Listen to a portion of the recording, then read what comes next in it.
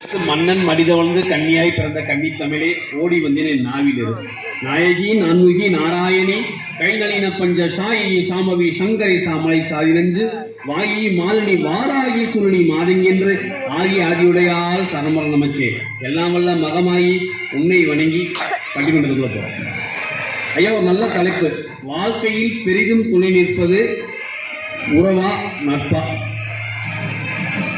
இதுல என்ன சந்தேகம் உங்களுக்கு? நட்பு வட்டாரத்தின் மூலமாக தான் இந்த பட்டிமன்றத்துக்கு பேசவே வந்திருக்கோம். உறவு கடவுளாக தான் நீ பேசினா நான் கேட்கறதுன்னு சொல்லி கூப்பிடவே மாட்டாங்க. ஆனா நட்பு மட்டும்தானே செய்யும், வாங்க பேசுங்கன்னு சொல்லி நமக்கான வாய்ப்புகளை கொடுப்பது நட்பு மட்டும்தான். இது வந்து உறவுகள் பெரியப்பா பெரியப்பா, ஆனா நண்பர்கள் எல்லாருமே இப்ப மாப்பிள்ள மச்சா இப்படித்தானே விலகிட்டு இருக்கு. நம்ம அதாவது அவங்க எதிர்பார்த்த உறவுகள் அப்படி இல்லைங்கிறதுனால நண்பர்களை உறவு மாதிரி பேசுறாங்க. இப்ப நயன்தாராவை கல்யாணம் பண்ண நான் ஆசைப்பட்டேன், முடியல. இது மனைவி நயன்தாரா நினைச்சுக்கிறேன்ல, அந்த மாதிரிதான் நீங்க சொல்ற ரைட்டு. ஒருத்தர் பேசினார் இன்னைக்கு 40 தொகுதியிலையும் நான் நாடாளுமன்ற தேர்தல் வேட்பாளர் நினைக்கிறேன் ஆசைப்படுறாரு. எவ்வளவு செலவாகும் கேட்டார். ஆசைப்படுறதுக்குலாம் செலவாகாது அப்படிங்கிறது. ஐயா, சிவகங்கை சீமையில மூலவர் அப்படின்னா ராஜராஜேஸ்வரி அம்பாள். அந்த ராஜராஜேஸ்வரி அம்பாளுக்கு அக்கினி மூலையில் இருக்கக்கூடிய தெய்வம்னா மகமாயி. மாரிக்கு ஒரு பேர் உண்டு, மலை என்றால் மாரி. நல்லோர்க்கென பெய்யும் மலை பொல்லோருக்கு முன்னு சொல்லுவாங்க. மழை வந்து நல்லவே கெட்டவே பார்க்காது, மேடு வெள்ளம் பார்க்காது, அது வாட்டுக்கு அடிச்சு ஊத்தும். அந்த மாதிரி நம்ம மகமாயி யாரு என்ன கேட்டாலும் உடனே கொடுப்பான். சாதாரண மாரிக்கு எப்படி மகமாயின்னு ஒரு தடவை கேட்டோம்னா 1க்கு 10 கொடுக்கக்கூடியதான் நம்ம மகமாரி அம்மன். இப்ப எனக்கு இன்னைக்கு மழை நீரை பத்தி சொன்னீங்க. மழை நீர் எந்த மண்ணில் விழுகுதோ அந்த நேரத்தை மாறிக்கணும், ரைட்டா? ஆமா. அது மாதிரி நீங்க நண்பர்கள் ஆரோட சரியில்லை, அவருடைய குணத்தில் நீங்க மாறிடுவீங்க. ஆமா. நீ உன்னை ஒரு நண்பனை சொல், உன்னை பற்றி நான் சொல்லுகிறேன்னு சொல்லுவாங்க. மழைன்னு சொன்னதால அதை சொல்றேன். சொல்லுங்க. இப்படி சிறப்பு வாய்ந்த மகமாயி வந்து அருள் புரிஞ்சதுனால நம்ம பேச வந்திருக்கோம். அதுக்கு முதல் மகமாயி வணங்கிட்டு வராகி பத்தி சில வார்த்தைகள் சொல்லணும்னு நான் வந்து ஆசைப்படுறேன்.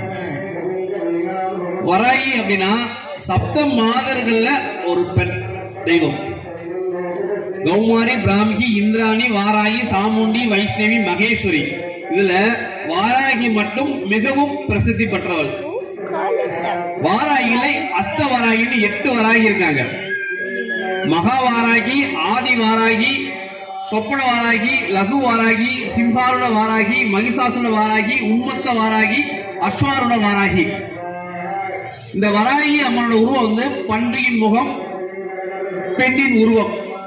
இதுதான் பன்றிக்கு என்ன ஒரு குணம் அப்படின்னா, தனது குட்டிகளுக்கு ஏதாவது ஒரு ஆபத்து வந்துச்சுன்னா, அது சிங்கமே இருந்தாலும் தன் உயிரை பற்றி கவலைப்படாம தன் குட்டிகளுக்காக போராடி அதை கொல்லாம விடாது.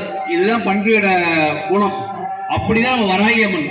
அவள் பக்தர்களுக்கு ஏதாவது ஒரு பிரச்சனை வந்தா உடனே அடுத்த நொடி பொழுதில் அவர்களை பிரச்சனை தீர்க்கக்கூடிய சக்தி நம்ம வராகி அம்மனுக்கு உண்டு. அம்சம். ஆமா, வராகம் எடுத்து வந்த கிருஷ்ண பெருமாளை வந்து சாந்தப்படுத்தினது வராகி உருவம்ங்கிற ஒரு வரலாறு. இன்னொன்னு மார்க்கண்டே புராணத்துல தேவி மகாத்மியம் அப்படிங்கறத வந்து நிம்பன் சும்பன் நிசும்பன் அப்படிங்கிற 2 பேரை அழிக்கிறதுக்காக ராஜராஜேஸ்வரியால் படைத்தளபதியாக நியமிக்கப்பட்டவள் வராகி. இன்னொரு கூடுதல் தகவல் சொல்றேன். சொல்லுங்க. ராஜராஜேஸ்வரர் பெருவுடையார் கோயில தஞ்சாவூர்ல கட்டும் போது அந்த கட்டுறதுக்கான இடத்தை வந்து வராகி பன்றி உருவம் எடுத்து அந்த இடத்தை போய் காட்டியிருக்காங்க. அதனால அந்த தஞ்சை பெருவுடையார் பெரிய கோயில்ல வராகி அம்மனுக்கு தனி சன்னதி இருக்கு. ஆமா, அங்க விநாயகர் கிடையாது, ஆதி மூல கணபதியாக வராகியை இங்க மாத்தி வச்சிருக்கோம். கரூரார் சொல்லி அந்த வராகி அம்மன் காமிச்சாருங்க தஞ்சை பெருங்கோயில். அதே மாதிரி உலகின் முதல் சிவாலயம் என்று சொல்லக்கூடிய உத்திரகோச மங்கையில ஆதி வராகி இருக்கா, வேற எங்கேயும் கிடையாது. வடக்கு பார்த்த வராகி வந்து ரொம்ப விசேஷம். வராகியோட வரலாறு அப்படின்னா, துர்க்கை அம்மன் இருந்து பிரிஞ்ச 7 சப்த மாதர்கள ஒருத்தர் வராகி. வராகிய வந்து வளர்பிறை பஞ்சமி, தேய்பிறை பஞ்சமி, அஷ்டமி, பௌர்ணமி, வெள்ளிக்கிழமை, புதன்கிழமை ஆகிய நாட்கள்ல வராகியை நம்ம வழிபட்டோம்னா எதிரியால் வரக்கூடிய அனைத்து விதமான தொல்லைகள் அனைத்தும் நீங்கும். இந்த வராகி வழிபாட்டுல ஒரு என்ன சிக்கல் அப்படின்னா, கத்தி மாதிரி நம்மகிட்ட நேர்மை இருந்துச்சுன்னா நம்மளை பாதுகாப்பான். நம்மகிட்ட நேர்மை இல்லைன்னா ஒரு அடி அடிச்சு நீ சரி பண்ணாது நம்ம சரி பண்ணக்கூடியவள் தான் வராகி. வராகி சிலை அவ்வளவு சீக்கிரமா எல்லா இடத்துலயும் அமையாது. நம்ம இடத்துல வந்திருக்கு. மகமாயிக்கு வலதுபுறம் வடக்கு பார்த்து வராகி அமைவது ரொம்ப ரொம்ப சிறப்பு. சாதாரண விஷயம் கிடையாது. மனிதர்களால் நிர்ணயிக்கப்பட்ட சிலை கிடையாது. அது தெய்வத்தால் மனித உருவத்தில் நிர்ணயிக்கப்பட்ட வராகி அம்மன் இங்க வந்திருக்கா. வராகி அஷ்டபுஜத்துக்காரி. 7 கரங்கள் இருக்கும். முதல்ல ஏற்கலப்பை வச்சிருப்பான். ஏற்கலப்பை பூமியை ஆழ உழுகுறதுக்கு. அதே மாதிரி அஷ்டபுஜம் ஏற்கலப்பை அஷ்டபுஜத்துக்காரி, அதாவது 8 கரங்களுடையவள். முதல் கரத்துல ஏற்கலப்பை வச்சிருப்பான். அந்த ஏற்கலப்பை பூமியை ஆழ உழுவதற்கு பயன்படும். அதுல இருந்து உள்ளக்கூடிய இந்த கிழங்குகள் வெளியிடுகிற மாதிரி நம்மளுடைய ஊழ் வினையை அவளது ஏற்கலப்பையால் நீக்கிறார் வராகி. அதனால வராகி வழிபடுறவங்களுக்கு பெண்களுக்கு உடனே திருமணம் முடிஞ்சிடும். அதிகபட்சம் 7 வெள்ளிக்கிழமை இல்ல 7 பஞ்சமி போனோம்னா எவ்வளவு பெரிய தோஷங்கள் இருந்தாலும் சரி வராகி வழிபாட்டால அனைத்தை நீக்க முடியும். அப்படி சிறப்பு வாய்ந்தவள் தான் நம்ம வராகி. இன்னொரு கரத்துல பாத்தீங்கன்னா சூலம், இன்னொன்னு ஸ்ரீ சக்கரம், இன்னொரு கரத்துல கதாயுதம், இன்னொரு கரத்துல சங்கு, இன்னொரு கரத்துல அங்குசம் அப்படின்னு சொல்லி 6 கரத்துல வச்சுட்டு அபய வரதம் 2 கரம் வச்சிருப்பான்.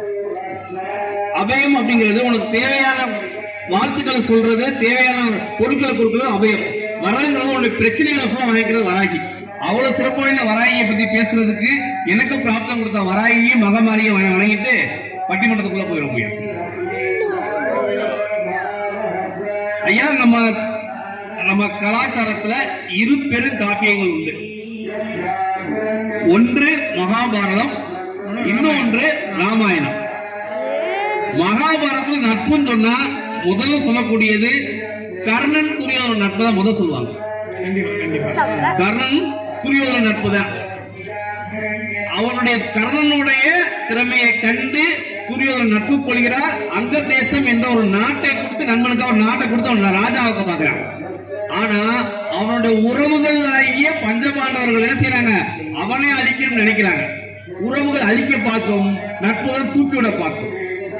ஒரு நிலையில என்ன ஆகுது, பஞ்சபாண்டவர்கள் தன் உடன் பிறந்தவர்கள் என்று தெரிந்த போதும் செஞ்சோற்று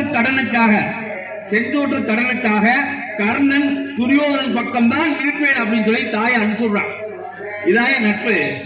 அந்த இடத்துல உறவுகள் பெருசா தெரியல. எனக்கு அண்ணன் தம்பி எல்லாம் வேணாம், அன்னைக்கு என்னை காப்பாத்துறது உதவி செஞ்சது துரியோதனன் தான், கடைசி வரைக்கும் நான் துரியோதனோட தான் இருப்பேன் அப்படின்னு சொல்லி நின்றா பாருங்க.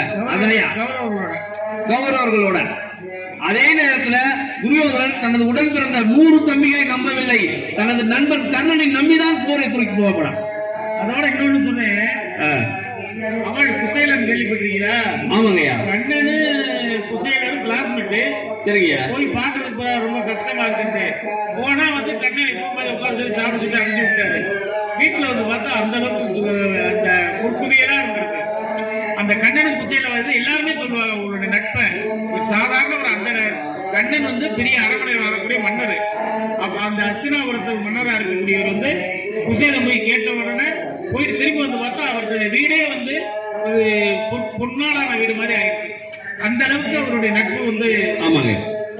அதனால மகாபாரதத்துல அந்த கர்ணனை யாரும் அடிச்சுக்கிற முடியாதுங்கிற ஒரே ஒரு காரணத்துக்காக கர்ணனை எதிர்ப்பதற்காக கிருஷ்ணர் கடவுளை வராங்க.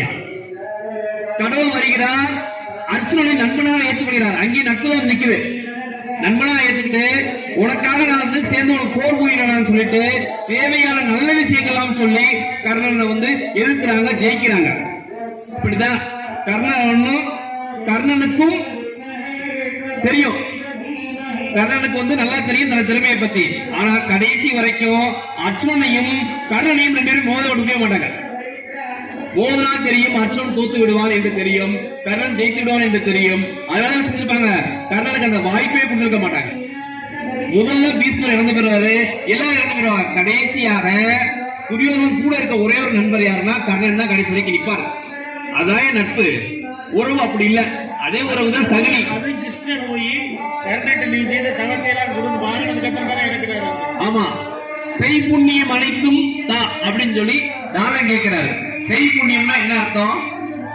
ஏற்கனவே செஞ்ச புண்ணியம் இப்ப செய்யற புண்ணியம், இந்த செய்யற புண்ணியத்தினால இன்னொரு புண்ணியம் வரும்ல, அந்த 3 புண்ணியத்தையும் சேர்த்து செய் புண்ணியம் அனைத்தும் தான் சொல்லி வாங்கி அப்படி கர்ணனை அழிக்க முடிச்சு தவிர வேற யாருனாலும் என்ன செய்ய முடியல, அழிக்க முடியல.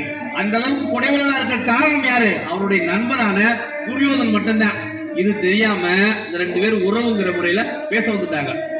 அதே உறவு சகுனி யாரை கெடுத்தது யாரு? துரியோதனை கெடுத்து தேவையற்ற விஷயங்கள் சொல்லி கொடுத்தது யாரு? சகுனிங்கிற உறவுதாயா. அதை விடுங்க, ராமாயணத்தை எடுத்துக்கங்க. தாய் கையை என்ன செய்யறா? தனது மகனுக்காக வளர்த்த மகன் ராமனை காட்டுக்கு வனவாசம் அனுப்பினான். அது யாரு? தாய். தாய் அனுப்புற உறவு. அன்பு சகோதரி சொல்லும் போது சொன்னாங்க, தாய் இல்லாமல் நான் இல்லை, தந்தை இல்லாமல் நான் இல்லை. அப்பா அம்மா சின்ன வயசுல இறந்து போயிட்டா கூட குழந்தைகள் வாழ்ந்துடும். ஆனால் நண்பர்கள் இல்லாம எந்த குழந்தையும் இருக்காது. நீ சொல்லலாம் சரிதே, ஆனா கூட பண்ண சகோதரர் லட்சுமணன் மறந்துட்டீங்களே. ஆமாங்க ஐயா, அந்த லட்சுமணன் இந்த மகா ராமாயணத்தை மட்டும் இல்ல, அவங்க மனைவி ஊர்மிளாவும் கூட போச்சு. இந்த லட்சுமணனாலதான் நம்ம ராமாயணத்தை பெரிய பிரச்சனை வந்து லட்சுமணன் காரணம். லட்சுமணன் மட்டும் ராவணின் தங்கை மூக்கை அறுக்காமல் இருந்திருந்தால் ராவணன் வந்து சீரை தூக்கிக்க மாட்டான். அந்த பிரச்சனைக்கு யாரு காரணம்? இங்க உறவுதான் காரணம், நட்பு காரணம் இல்ல. அதே சுக்கிரவன் வாலி சண்டை, அண்ணன் சண்டை, வாலி என்ன செய்ய சுக்கிரன் அடிச்சு விரட்டுறான். ஆனா சுக்கிரன் நண்பன் அனுமன் ராமனின் நட்பு கொண்டு சுக்கிரவனுக்கு கிக்கந்தை திருப்பி வாங்கி கொடுக்கிறாங்க. அப்படின்னா அங்க நட்பு தான் பேசுது. இதோட நான் ராமாயணத்துல ஒரு நட்பின் பெருமை ஒன்னே சொல்றேன். ஒரு இடத்துல உட்காந்து சீதை ராமன் உட்காந்து சாப்பிட்டு இருக்காங்க. ராமன் இலைய போய் சாப்பிட்டு வர்றாரு, இலை இல்ல. அனுமர் என்ன செய்யறாரு?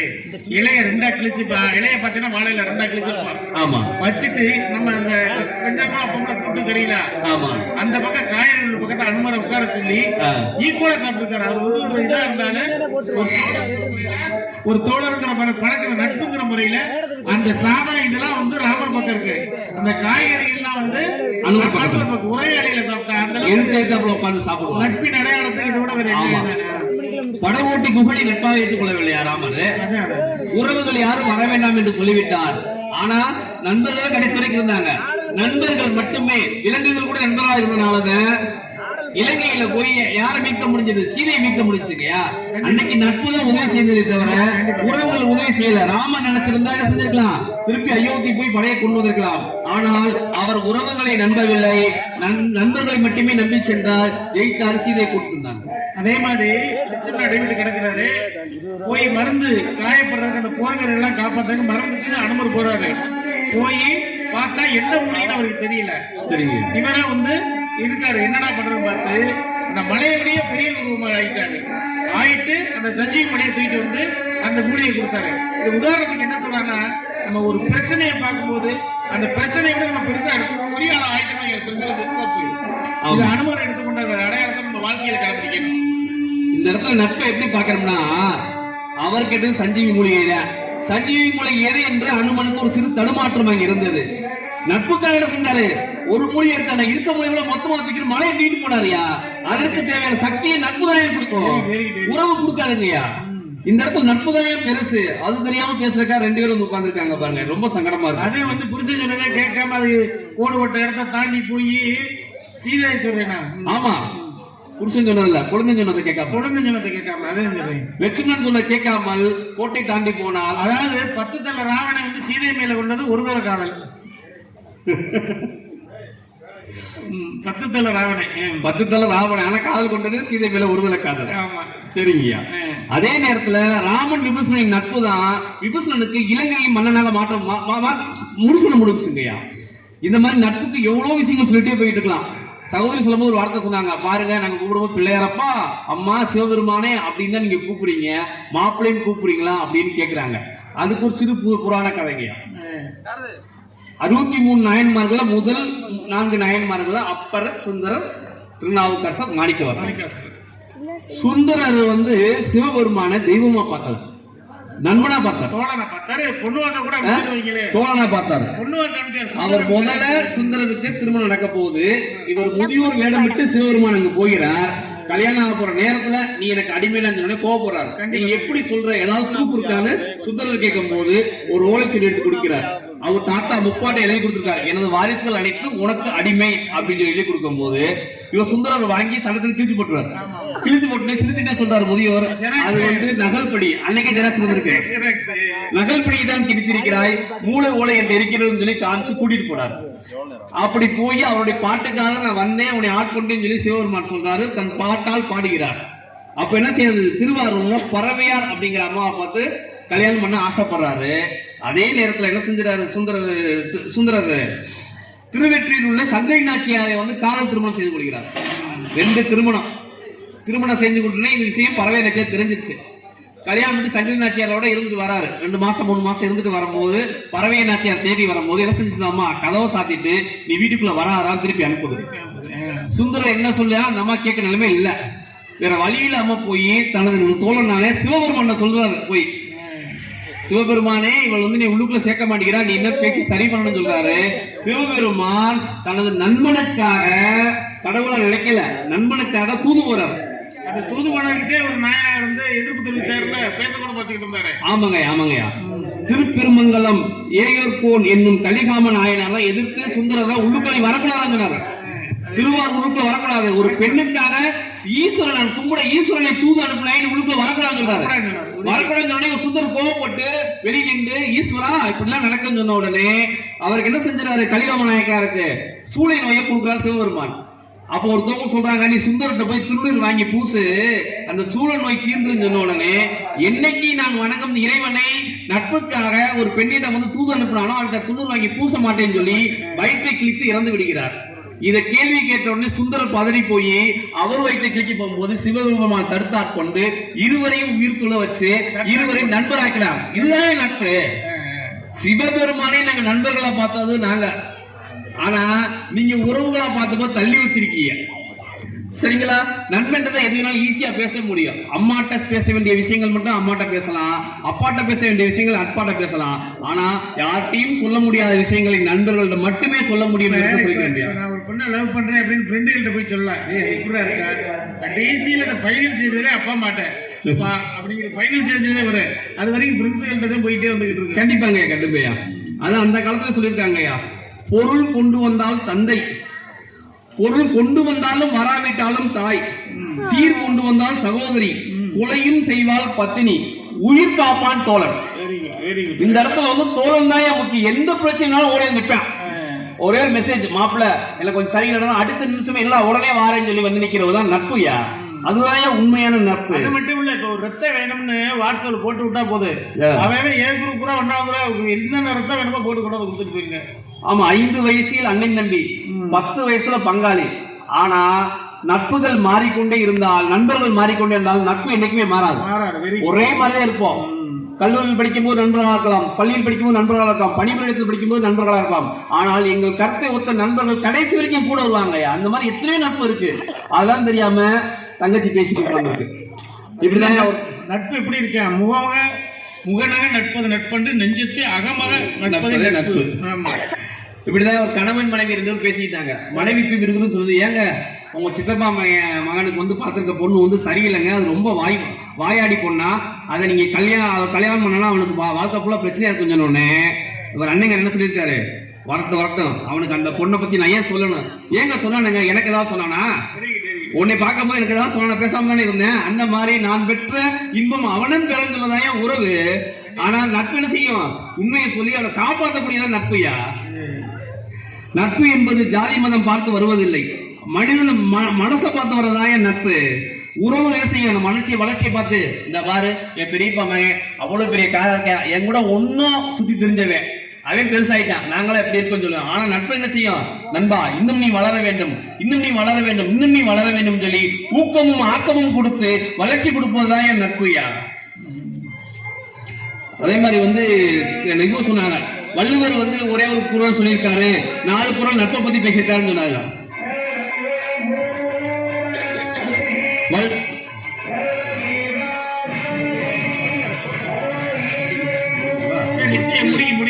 ஆமா, நிறைவா ஒரு விஷயம் சொல்லிக்கிறேன். திருவள்ளுவரின் திருக்குறளை அன்று மதுரை தமிழ்ச்சங்கத்தில் யாரும் ஏற்றுக்கொள்ளவில்லை.